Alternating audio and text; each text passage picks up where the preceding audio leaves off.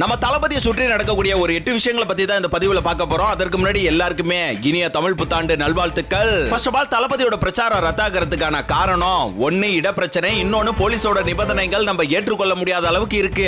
And இதே நேரத்துல தளபதிக்கு எதனா ஹெல்த் இஷ்யூ இருக்கா அப்படின்னு கேட்டா கண்டிப்பா கிடையாது. ஆனா கையில அலர்ஜி மட்டும் வந்திருக்கு, பயப்படுற மாதிரி இல்ல, வெயில் தாக்கத்தினால. 2 ஏப்ரல் 20ஆம் தேதி சங்கீதா அவர்கள் பிரஸ் மீட் கொடுக்க போறாங்க அப்படின்னு வரக்கூடிய செய்தி முற்றிலும் வதந்தி. சில எச்ச பசங்க நம்மள திசை திருப்பலாம் அப்படின்னு இந்த ஃபேக் நியூஸ் ஸ்ப்ரெட் பண்ணி இருக்கானுங்க. இதை யாருமே நம்ப வேண்டாம். மூணாவதா, ஜனநாயகன் திரைப்படம் நஷ்டத்துல இருக்கிறதுனால தளபதி வந்து கேவிஎன் ப்ரொடியூசருக்கு இன்னொரு படம் நடிக்க போறாருன்னு தளபதிக்கே தெரியாத ஒரு நியூஸை இவனுங்க பரப்பிட்டு இருக்கானுங்க. தளபதியோட கடைசி திரைப்படம் இந்த ஜனநாயகன் தாங்க, அதுல உங்களுக்கு டவுட்டே வேணாம். அண்ட் அதே நேரத்துல நம்ம தளபதி கேமியோ பண்ண ஒரு திரைப்படமும் இந்த வருஷத்துல ரிலீஸ் ஆக இருக்கு. அது எல்லாருக்கும் சஸ்பென்ஸாவே இருக்கட்டும். நாலாவதா, நம்ம தளபதிக்கு எந்த ஒரு இடத்துலயுமே இந்த அளவுக்கு போலீஸ் பாதுகாப்பே கொடுக்கல. ஆனா கன்னியாகுமரியில மட்டும் இவ்வளவு போலீஸ் பாதுகாப்பு கொடுக்க ஒரே காரணம் இந்த நேர்மையான அதிகாரி மட்டும்தான். கொஞ்சம் யோசிச்சு பாருங்க.